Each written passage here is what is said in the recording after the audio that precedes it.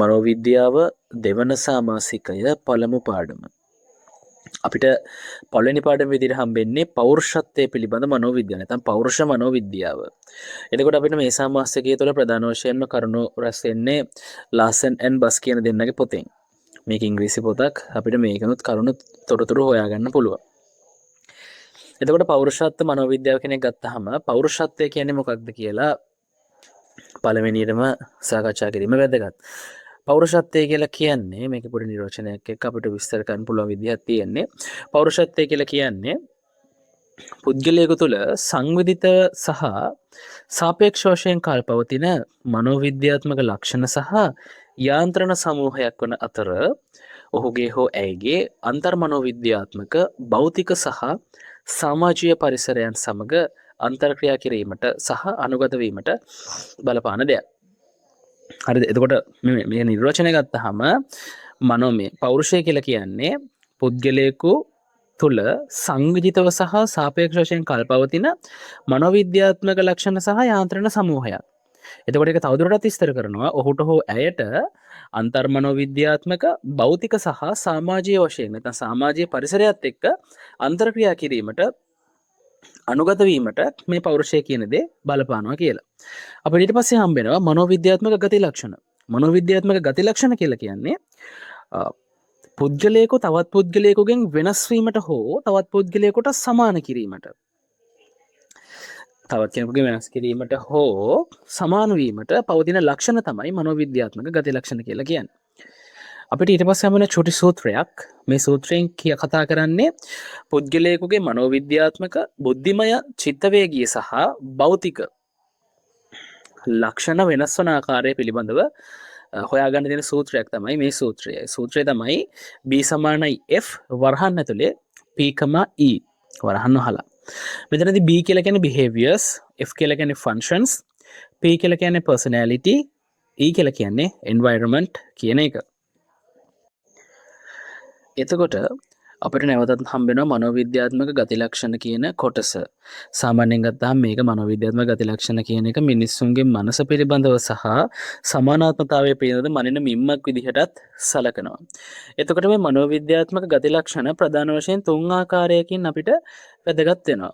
එක තමයි තේරුම් ගැනීමට සහ වෙනස් වීම හඳුනා ගැනීමට.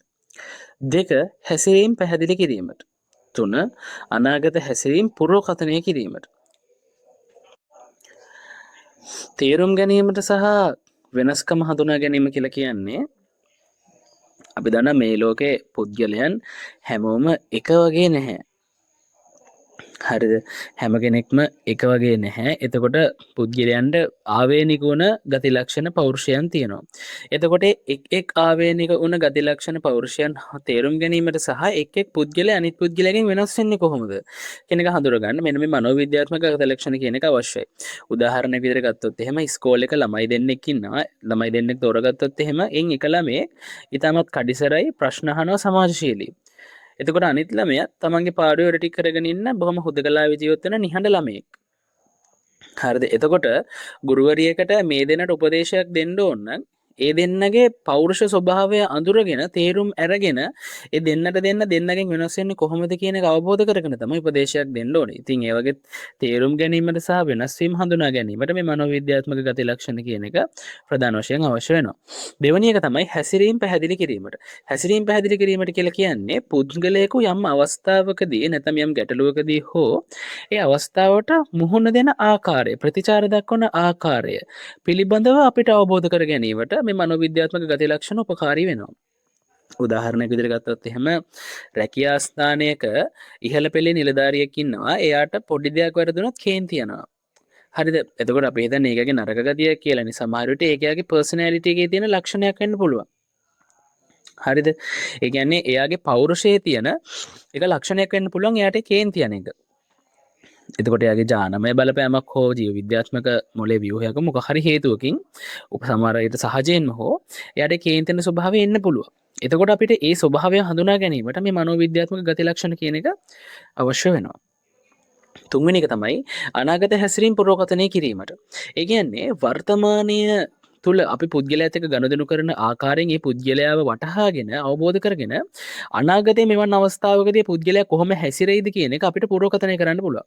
උදාහරණයක් විදිහට ගත්තොත් එහෙම ඉන්ටර්විව් එකකදී නැත්නම් සම්මුඛ පරීක්ෂණයකදී පුද්ගලයා පිළිතුරු දෙන ආකාරය, ඔහුගේ හැසිරීම, ඔහු වගකීම් දරන ආකාරය පිළිබඳව අපිට වර්තමානයේදී අවබෝධ කරගෙන ඔහු අනාගතයේදී රැකියාවට ආවට පස්සෙත් මේ විදිහටම වැඩ කරයි කියලා අපිට හිතන්න පුළුවන්. අර ප්‍රසිද්ධ කතාවකුත් තියෙන්නේ මිනිස්සෙක් ඉන්ටර්විව් එකට එන්න කලින් ඒකේ ඔෆිස් එකේ එකන එළිය ගේට්ටුව ළඟ තියෙන ටැප් එක ඇරලා වතුර ටික ටික ලීක් වෙන්න තියලා ඇවිල්ලා එතකොට අනිත් ආපු පරීක්ෂණය සඳහාපු සියලුම දෙනා ඒක දැක දැක ඔහේ ගිහිල්ලා වතුර නිකන් ලීක් වෙන නිසා කොච්චර සර්ටිෆිකේට්ස් තිබ්බත් ඒ මිනිස්සු තෝරගත්තේ නැහැ. එක මිනිස්සෙක් එනවා. ඒ මිනිස්සාර ටැප් එක වහලා ගේට්ටුවත් වහලා පරීක්ෂණයට සම්බන්ධ වෙන. ඒ මිනිසා තමයි තෝරගන්නේ. මොකද එයාලා දන්නවා දැන් හැසිරීමෙන් මෙයා මේ විදිහට වගකීම් සහගතව අර පිරිමැස්මෙන් වැඩ කරනවා නම් අනිවාර්යයෙන්ම ජොබ් එකට ආවට පස්සේ ඒ විදිහට වැඩ කරයි කියලා. ඕක තමයි අනාගත හැසිරීම පුරෝකථනය කිරීම කියලා කියන්නේ. මනෝවිද්‍යාත්මක ගති ලක්ෂණවල. ඊට පස්සේ අපිට හම්බෙනවා පෞරුෂ විශ්ලේෂණ මට්ටම්. පෞරුෂ විශ්ලේෂණ මට්ටම් තුනක් අපිට හම්බෙනවා. එක තමයි මනුෂ්‍ය ස්වභාවය, දෙක කණ්ඩායම් අතර පවතින වෙනස, තුන පුද්ගලයන් අතර පවතින වෙනස. මනුෂ්‍ය ස්වභාවය ගැන කතා කරොත් එහෙම මනුෂ්‍ය මෙතෙන්දි කතා කරන අපි තනි පුද්ගලයාගේ තියෙන ස්වභාවය නෙමෙයි, සමස්තයක් විදිහට මිනිස්සු කියන කුලකයේ ඇතුලේ පවතින පොදු ලක්ෂණ, පොදු ස්වභාවයන්, පොදු ගති ලක්ෂණ තමයි මේකදී අපි සාකච්ඡාවට ලක් කරන්නේ. ඒ කියන්නේ සත්තුන්ගෙන් වෙනස් වෙලා මිනිස්සු නොවන අයගෙන් වෙනස් වෙලා මිනිස්සු කියන જાති ඉන්නවනේ. හරිද? ඒ මිනිස්සු තුල පොදුවේ තියෙන ලක්ෂණ ටිකක් තියෙන නිසා ලෝකෙම මිනිස්සු තුල පොදුවේ තියෙන ලක්ෂණ ටිකක් තියෙනවා. අපි ඒ සම්බන්ධව ඒ සම්පූර්ණ මිනිස්සුන්ගේ ගති ලක්ෂණ ස්වභාවයන් සම්බන්ධව තමයි මේ පෞරුෂ විශ්ලේෂණ මට්ටම් වල මනුෂ්‍ය ස්වභාවය යටතේ අපි සාකච්ඡාවට ලක් කරනවා. උදාහරණයක් විදිහට ගත්තාම ලෝකේ ඉන්න සියලුම මිනිස්සු කියන කොටස් වලට අයිති වෙන කට්ටිය, මිනිස්සු කියන වර්ගයා ආදරයට, රැකවරණයට, ආරක්ෂාවට කැමති. හරිද? එන්න එතකොට ඒක සමස්ත මිනිස්සුන්ගේ ස්වභාවයක්. එහෙම නැත්නම් අමනුෂ්‍යව වෙනවා. හරිද? එහෙම නැත්නම් සත්තු වෙනවා. එතකොට සමස්ත මිනිස්සුන්ගේ ස්වභාවය පිළිබඳව තමයි පිටින්දී සාකච්ඡාවට ලක් කරන්නේ. කණ්ඩායම් අතර පවතින වෙනස කියලා කියන්නේ මිනිස්සු තුල ඉන්නනේ විවිධ කණ්ඩායම්. ස්ත්‍රී පුරුෂ වශයෙන් වෙනස් වෙනවා. එතකොට මහද්වීප වශයෙන් වෙනස් වෙනවා. රටවල් වශයෙන් වෙනස් වෙනවා. සංස්කෘතියන් වශයෙන් වෙනස් වෙනවා. මෙන්න මේ වගේ විවිධ කණ්ඩායම් තුල අතර පවතින වෙනස්කම් පිළිබඳව අපි මේකදී අවධානය යොමු කරනවා. උදාහරණයක් විදිහට ගත්තාම යුරෝපයේ මිනිස්සු ඒක පුද්ගල නිදහස වෙනුවෙන් ස්වාධීනත්වය වෙනුවෙන් වැඩි ඉඩක් දෙනවා. නමුත් ආසියාතික කරේ මිනිස්සු කැමති සමූහයක් විදියට, ගෲප් විදියට එකතු වෙලා ජීවත් වෙන්න වැඩ කරන්න එහෙම. හරිද? එතකොට තව ගත්තාම ජපානයේ මිනිස්සු ඉතාමත් කඩිසරයි. ඒ කට්ටිය ගොඩාක් වැඩ කරනවා. එංගලන්තයේ මිනිස්සු ගත්තාම වෙලාවට වැඩ කරනවා. ශ්‍රී ලංකාවේ මිනිස්සු ගත්තාම ආගන්තුක සත්කාරතින් ඉහළයි. හරිද? අන්න ඒ වගේ කණ්ඩායම් අතර පවතින වෙනස ස්ත්‍රී පුරුෂ වශයෙන් ගත්තාම ස්ත්‍රීන් තුළ තියෙන හැඟීම්, එතකොට එයාලගේ තියෙන හැසිරීම් වගේ නෙමේ පිරිමින් තුළ තියෙන හැඟීම් සහ හැසිරීම්. අන්න ඒ වගේ කණ්ඩායම් වශයෙන් වෙනස් වන ආකාරය පිළිබඳව අපි සාකච්ඡාවට ලක් කරනවා මේකෙදි. තුන්වෙනි එක තමයි පුද්ගල වෙනස. මේක තමයි ගැඹුරුතම සංකල්පය. මොකද කියනවනම් මේකදී අපි සාකච්ඡාවට ලක් කරන්නේ තනි පුද්ගලයන් තුළ පවතින වෙනස්කම්. එක පුද්ගලයෙක් අනිත් පුද්ගලයෙක්ගෙන් වෙනස් වෙන්නේ කොහොමද? නැත්නම් තවත් පුද්ගලයෙක් තවත් පුද්ගලයෙකුට ටිකක් හරි සමාන වෙන්නේ කොහොමද? අන්න ඒ පිළිබඳව තමයි මේකදී අපි කතා කරන්නේ. මේකදී තනි පුද්ගලයාගේ පෞරුෂ මට්ටම, මානසික ස්වභාවය පිළිබඳව අපි අවධානය යොමු කරනවා. එතකොට එකම පවුලේ වුණත් මිනිස්සු අතර වෙනස් විදිහේ ගති ලක්ෂණනේ තියෙන්නේ. එතකොට අපිට මෙතෙන්දී වටහා ගන්න පුළුවන් සහ අවබෝධ කරගන්න පුළුවන් පුද්ගල පෞරුෂය කියන දේ විවිධ පුද්ගලයන්ගෙන් විවිධ පුද්ගලයාට වෙනස් වෙනවා කියලා. උදාහරණයක් ගත්තොත් එහෙම එකම පවුලේ නැත්නම් නියුන් සහෝදරයෝ දෙන්නෙක් වුණත් ඒ දෙන්න චැලෙන්ජස් වලට මුහුණ දෙන විදිහ වෙනස්. අභියෝග ඉදිරියේ එක සහෝදරයෙක් කල්පනාකාරීව සහ තාර්කිකව ශක්තිමත් හිතකින් මුහුණ දෙනකොට අනිත් සහෝදරයා කඩන් වැටෙන්න පුළුවන්, කලබල වෙන්න පුළුවන්, කේන්ති ගන්න පුළුවන්, බය වෙන්න පුළුවන්. හරිද? එතකොට එකම නියුන් සහෝදරයෝ දෙන්න වුණත් එයාලා අභියෝග වලට මුහුණ දෙන ආකාරය වෙනස්.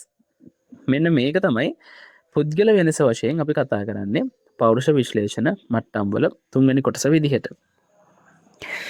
ඊට පස්සේ අපිට හම්බ වෙනවා 6 domains of human nature කියන එක. ඒ කියන්නේ මනුෂ්‍ය ස්වභාවයේ පැතිකඩ නැත්නම් ප්‍රභේද, ක්ෂේත්‍ර ඔය වන නමකින් ගන්න පුළුවන්. 6ක් පිළිබඳව අපි මේකෙදි කතා කරනවා. එක තමයි උපතින් ගෙන එන ගති ලක්ෂණ. දෙක ජීව විද්‍යාත්මක පැතිකඩ. තුන පුද්ගලයාගේ මනස තුළ පවතින අන්තර් ක්‍රියාවලිය. හතර ප්‍රජානනය සහ අත්දැකීම් එළඹුම. පහ සමාජීය පරිසරය සහ ස්ත්‍රී පුරුෂ භාවය. හය අනුකූලතාව නැත්නම් අනුගත වීම. අපි පළවෙනි එක සාකච්ඡාවට ලක් කරොත් එහෙම උපතින් එන ගති ලක්ෂණ කියලා අපි ගත්තොත් එහෙම මේකෙදි අවධානය යොමු කරන්නේ පුද්ගලයෙකු Taman සහජයෙන් ගෙනෙන හැකියාවන් පුරුදු සම්බන්ධව. උදාහරණයක විදිහට පුද්ගලයෙකුට හොඳ ඉංග්‍රීසි දැනුමක් තියෙනවා ශ්‍රී ලාංකිකයෙකුට උපතින් ඉඳලා පොඩි ළමයෙකුට ඉංග්‍රීසි හොඳට කතා කරන්න පුළුවන් නම් ඉංග්‍රීසි තේරෙනවා නම් සමහර වෙලාවට එයා මව් කුසේ ඉන්න කාලේ ඉඳලා එයාගේ අම්මා ඉංග්‍රීසි දේවල් අහලා බලන්න නැති අන්න ඒ වගේ තියෙන පරිසරයක නැත්නම් ඒ වගේ ලැබෙන අත්දැකීමුත් එක්ක ඒ ළමයට උපතේ ඉඳලා ඉංග්‍රීසි හොඳට කතා කරන්න පුළුවන්. ඒක හැකියාවක්නේ. අපි එතකොට ගමුකෝ චිත්ත වේග සම්බන්ධයෙන්. මිනිස්සෙට කේන්ති යනවා නම් සමහර වෙලාවට ඒකගේ පරම්පරාවෙන් එන දෙයක් වෙන්න පුළුවන්. එයාගේ පරම්පරාව ඉන්න හැමෝටම කේන්ති යන වෙන්න පුළුවන්. ඒකට උපතින්ම ලැබෙන ගති ලක්ෂණයක් වෙන්න පුළුවන්.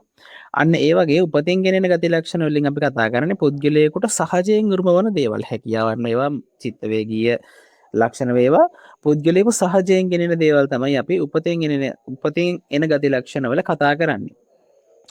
ජීව විද්‍යාත්මක පැතිකඩ ඔස්සේ අපි කතා කරන්නේ ජීව විද්‍යාත්මක වශයෙන් පුද්ගලයෙකුගේ මනෝ ස්වභාවයන් මානසික ස්වභාවයන් නිර්මාණය වෙන ආකාරය පිළිබඳව. උදාහරණයක් විදිහට අපි ගමු ඊටමත් සංවේදී මිනිසෙක්. සංවේදී කියන්නේ ගොඩක් දුක හිතෙන කෙනෙක් නැත්තම් පරිකල්පන ශක්තියෙන් ඉහළ කෙනෙක් කේන්ති යන කෙනෙක්මත් ගන්න පුළුවන්. එතකොට මේ தත්වයන්ට උදා වෙන්නේ එයාගේ ජීව විද්‍යාත්මකව බලපාන සාධක මොනවද? ජානවල වෙනස්කම්, මොලේ ව්‍යුහයේ වෙනස්කම්. මෙන්න මේ දේවල් නිසා සමහර පුද්ගලයන් අපි දන්න හොඳ මතක ශක්තියක් තියෙනවා. හොඳ පරිකල්පන ශක්තියක් තියෙනවා. සමහර පුද්ගලයන්ට හොඳට තේරුම් කිරීමේ හැකියාවක් තියෙනවා. තේරුම් ගැනීමේ හැකියාවක් තියෙනවා. එතකොට ඒ කියලක එක්ක ජානවලින් එන දෙයක් තියෙනවා. නැත්තම් එයාලගේ මොලේ ව්‍යුහයේ තියෙන වෙනස්කම් නිසා ඇති වෙනවා.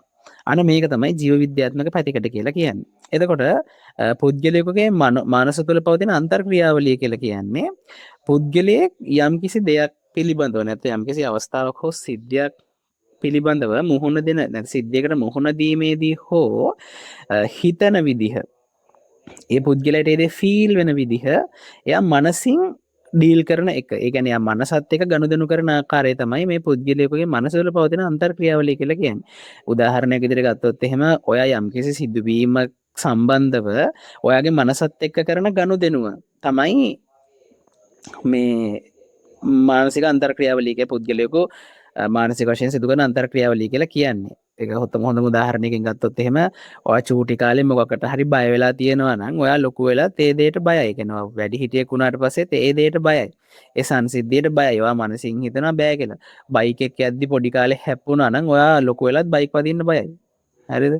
මට ඒ දේ තියෙනවා. මම චූටි කාලේ බයික් එකකින් ඇක්සිඩන්ට් වුණා. වදින්න ගිහිල්ලා දැන් අදටත් මට දෘශ්‍යභාවිතයි මම පෙනෙන තැන හිටියත් මම බයික් වදින්න බයයි. එතකොට මගේ බයික් එකක් පදිනවා කියද්දි මගේ මනසත් එක්ක මම ගනුදෙනු කරනවා ඩීල් එකක් යනවා. නෑ ඒක බයයි. ඒක හොඳ නෑ. ඔයාලට පොඩි කාලේ මෙහෙම දෙයක් වෙලා තියෙනවනේ කියලා. අන්න ඕක තමයි පුද්ගලයෙකු මනසත් එක්ක කරන අන්තර්ක්‍රියාවලිය කියලා කියන්නේ. හයවෙනි එක තමයි ප්‍රජානනය සහ අත්දැකීම් කියන එක. ප්‍රජානනය සහ අත්දැකීම් කියලා කියන්නේ පුද්ගලයෙකු යම්කිසි කරුණක් සංසිද්ධියක් නැත්නම් සමාජීය වශයෙන් එයා ඒ දේ සංසිද්ධිය හෝ වේවා පුද්ගලයෙක් හෝ වේවා ඒ දේ තමන් බාර ගන්න විදිහ. හරිද? ප්‍රජානනය කියලා කියන්නේ උසස් මානසික හැකියාවක්නේ. එතකොට ඒ දේ තමන් බාර ගන්න විදිහ තමයි මේ ප්‍රජානන හැකියාව සහ අත්දැකීම් කියලා කියන්නේ.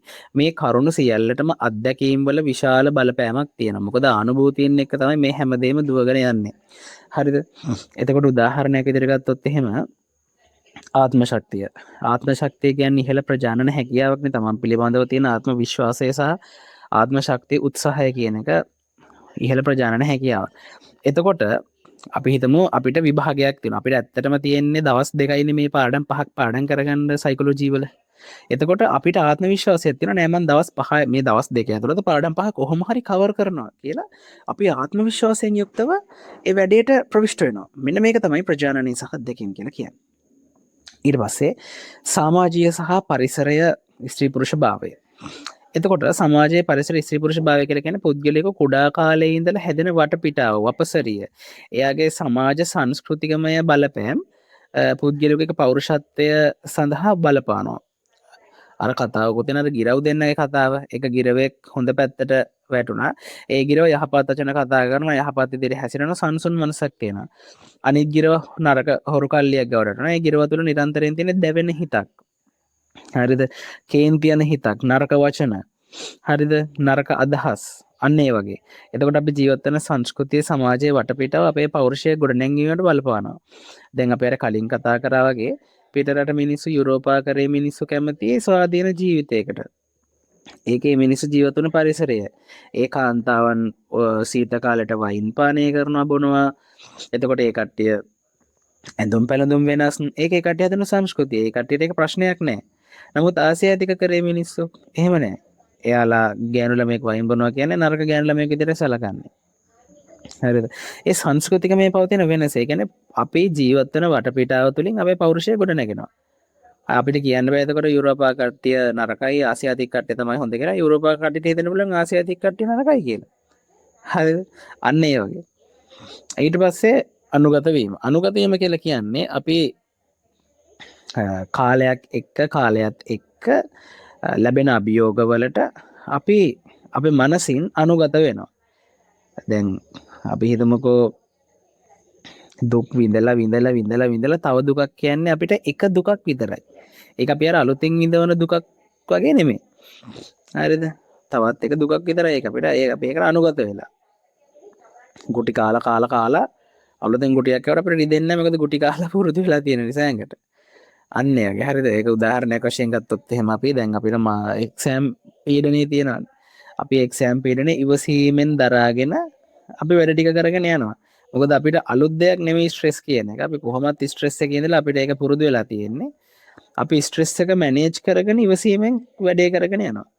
එතකොට මේකත් අර අනුභූතිමත් වෙන්න, ඒ කියන්නේ අත්දැකීම් එක තමයි මේකත් දුවගෙන යන්නේ. මොකද කලින් අපි ස්ට්‍රෙස් වලට මුහුණ දීලා තියෙන නිසා අපිට ඒක ප්‍රශ්නයක් නැහැ. හැබැයි අපි පළවෙනි වතාවට මුහුණ දෙනවා නම් අපිට ඒක ලොකු ප්‍රශ්නයක් වෙනවා. ඒකයි මම මේ හැම දෙයකටම අත්දැකීම් කියන එක වටිනවා කියලා. මම හිතනවා ඔයාලට තේරෙන්නේ නැති කියලා මේ කොටස් ටික. ඊට පස්සේ අපිට හම්බ වෙනවා හොඳ පෞරුෂත්වයක න්‍යායන්. ඒක තමයි සම්පූර්ණ බව. සම්පූර්ණ බව කියලා කියන්නේ අපේ යම්කිසි පුද්ගලයෙක් පිළිබඳව අධ්‍යයනය කිරීමේදී පුද්ගලයාගේ පෞරුෂත්වය පිළිබඳව අධ්‍යයනය කරද්දී අපි ඒ පුද්ගලයාගේ හැම පැතිකඩක්ම කවර් කරනවා. එතකොට අපිට යහපත් සහ වඩාත් අවබෝධාත්මක මෙන්ම සාර්ථක ප්‍රතිඵල ලබා ගන්න පුළුවන් මේ පුද්ගලයා පිළිබඳව, පෞරුෂය පිළිබඳව. උදාහරණයක් විදිහට ගත්තොත් පුද්ගලයෙක් දුක් වෙන්න හේතුව හොයද්දී අපි සතුට වෙන හේතු ටිකක් හොයනවා. හරිද? එතකොට අපි සම්පූර්ණ අපසරියම ආවරණය කරලා තියෙනවා. එතකොට අපිට එයා දුකින් ඉන්නකොට අපිට එයාට සහයෝගය දක්වන්නත් පුළුවන්. මොකද එයා සතුට වෙන්නේ මොන වලින්ද කියලා අපි දන්න නිසා. අපි එයාගේ දුකින් ඉන්න කොටස විතරක් හිතුවොත් එහෙම අපිට එයාගේ පිළිබඳව අඳුර ගන්න බෑ සතුට වෙන්නේ මොන වගේ කොටස් වලින්ද කියලා. මොන වගේ දේවල් වලින්ද කියලා. ඔක තමයි සම්පූර්ණත්වය කියලා කියන්නේ. ඊට පස්සේ හියුරිස්ටික් වටිනාකම්. හියුරිස්ටික් වටිනාකම් කියලා කියන්නේ පුද්ගලයාගේ පරිකල්පන ශක්තිය ඉහළ දාලා අලුත් දේවල් බිහි කිරීමට ඇති හැකියාව. ඒකත් පෞරුෂත්වයේ ලක්ෂණයක් තමයි. මොකද හැම පුද්ගලයෙකුටම බෑ අලුත් දේවල් නිර්මාණය කරන්න. දැන් විද්‍යාඥයන් ගත්තාම හැමෝම විද්‍යාඥයෝ නෙමෙයිනේ මේ ලෝකේ ජීවත් වෙන. එතකොට විද්‍යාඥයෙකුට ඉහළ පරිකල්පන ශක්තියක් වගේම වෙනස් විදිහට හිතන නුවණක් තියෙනවා. ඒක එයාගේ පර්සනැලිටි එක. ඒකේ පෞරුෂ ලක්ෂණය. හරිද? උදාහරණයක් විදිහට ගත්තොත් එහෙම සිග්මන්ඩ් ෆ්‍රොයිඩ්ගේ විවිධ න්‍යායන් සඳහා විවිධ දෝෂාරෝපණ තිබ්බට ඒ හැම න්‍යායක් තුළින්ම අලුත් විද්‍යාඥයෝ ගොඩක් බිහි වුණා විවිධ පරීක්ෂණ පවත්වපු. මෙන්න මේක හියුරිස්ටික් වටිනාකම් විදිහට අපිට ගන්න පුළුවන්. තුන්වෙනි එක තමයි පරීක්ෂා කළ හැකි බව.